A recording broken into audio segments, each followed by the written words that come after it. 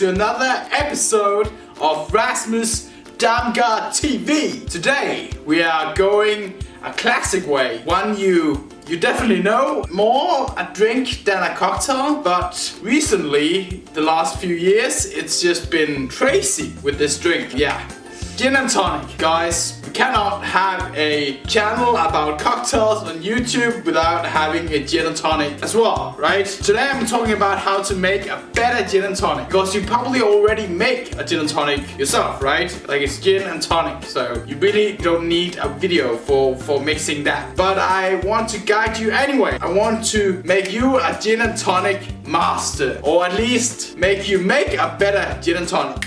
Yeah, we have a lot of great gins, because life is too short for a bad gin and tonic, and life is too short for a bad gin. We have some Gin Mare, Monkey 47, Beefeater 24, Tanqueray, Whitley Neal. We also have some different mixes, Fever Tree Tonic, Thomas Henry Tonic. Then we also have a lot of Garnish, lemon, orange, lime, cucumber, some Licorice, Rosemary, and some Thyme. A box full of different stuff, everything from cardamom, Juniper Berries, rose, and so on. Why do I have all these different gins? And why do I have all these different garnish, the different tonic? Why is that, you may think? That's because my message to you, dear follower, is that you should find your own twist of gin and tonic that you like the most. Whether you like Monkey 47, bit sweeter gin with a lot of flavors, or you like a more heavy gin like Bulldog. That's a personal thing. You need to figure out which kind of gin you like, depending on which flavor you want. And when that's said, my best advice is to find a gin, the one you like. When you have found your match, your gin, then match it with the botanical, the garnish that match the gin. So let's say, for example, Bulldog gin. Bulldog has some licorice inside. Therefore, it goes really well with licorice. But again, it's personal taste. We're all different. We are all different. That also means that everyone has a different favorite of gin and tonic. So if you like your Bulldog with orange, then that's okay. Or if you like it with lime, the good old bastard that we can't live without lime. We have a good time if we have some lime. But there's still some things that you can optimize to get a better experience, and that's why I'm here, and that's why I want to guide you. You need good quality gin, you need botanicals, garnish, you need tonic, of course. And good quality, guys, good quality. That means you don't need to go woo-hoo-hoo-hoo, and yeah. No, you can also just buy something that's at a fair price, but still has a lot of great flavor. So here's what I find interesting and what I like. And it's not anything crazy, it's reasonable price for all of them. So let's start and kick this off. You need lots of ice.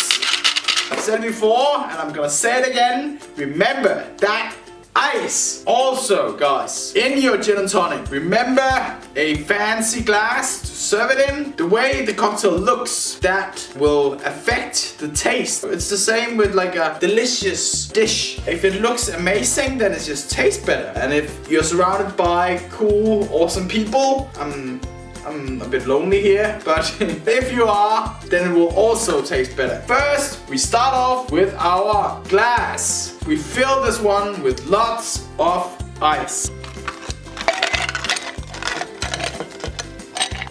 Then we take our jigger, our measuring tool. You need this one. Then, now I need to choose which gin I like. Great, so I'm choosing Gin Mare, I think. Yeah, let's do that. 4 centiliters or 5 centiliters, depending on how strong you want it. Let's go for 5 today. It's a bit freezing.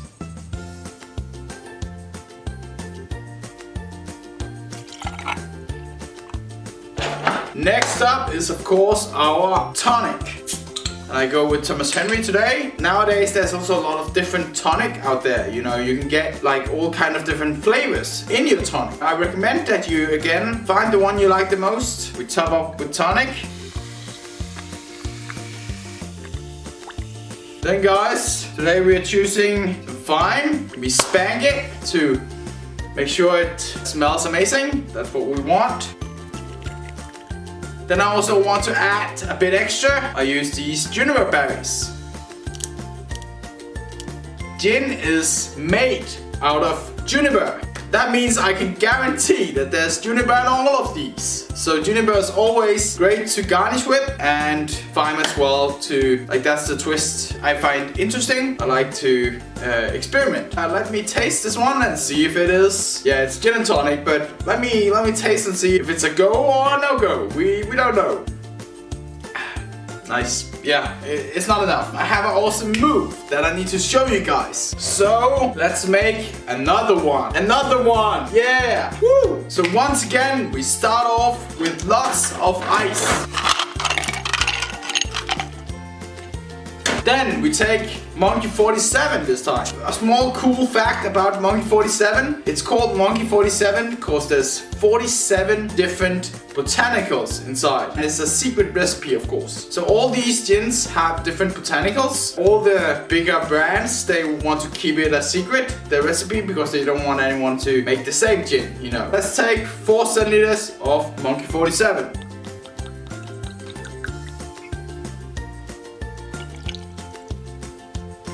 Then, the small, great move I want to show you. You need a bar spoon for this move, alright? And then you take your tonic, and here we go. Then you slowly use the bar spoon and let the tonic slide all the way down into the glass.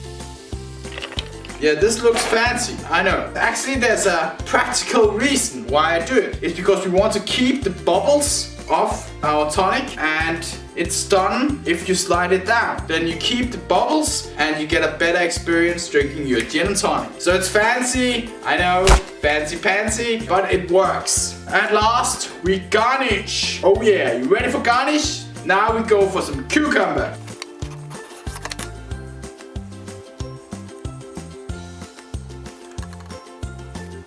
And we also go for some lime. And we put the 2 lime wheels down in our gin and tonic. On top we put our cucumber. And done! Monkey 47 gin and tonic and our Gin Mare gin and tonic. One more thing to add, gin and tonic history. So why is gin and tonic so popular? And how was gin and tonic invented, you may think? So gin and tonic was invented by the British soldiers in India. The malaria disease was a huge problem for the British soldiers. They needed to find something that could prevent this stuff. Gin was known as medicine. It helped on courage. It helped on making sure you were ready for fight. If you felt damage, then you wouldn't feel it as bad if you had some alcohol in your blood, of course.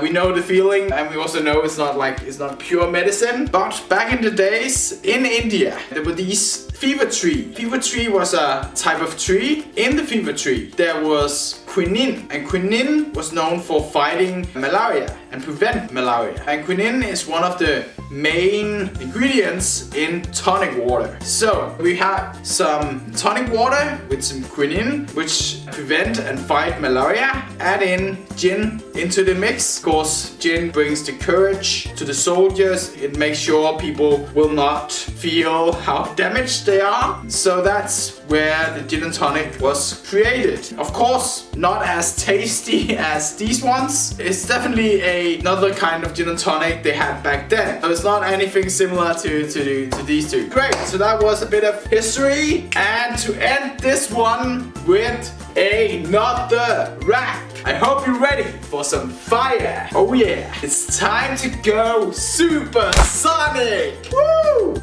It's time to order gin and tonic. Shout with me like a blast. Shout with me like it was your last. And I hope you have a good time. My advice, gin and tonic and lime should be your partners in crime. Boom! Woo! Huh? Yeah, I need to work on my rapping. I know. Great. So gin and tonic. Again, remember the key factors. Plenty ice, great quality glasses, good gins, some nice tonic, some garnish, whatever you want to. I think that's it. Smack the subscribe button and join the family. I want you in the family because you are a rock star. And we're rock stars in this family, and I'm talking to you, not anyone else. I'm talking to you. Just hit that button, and I'll see you in the next video. Boom, boom, boom. Woo! Oh, I forgot these two. Cheers. Have fun. I'll see you.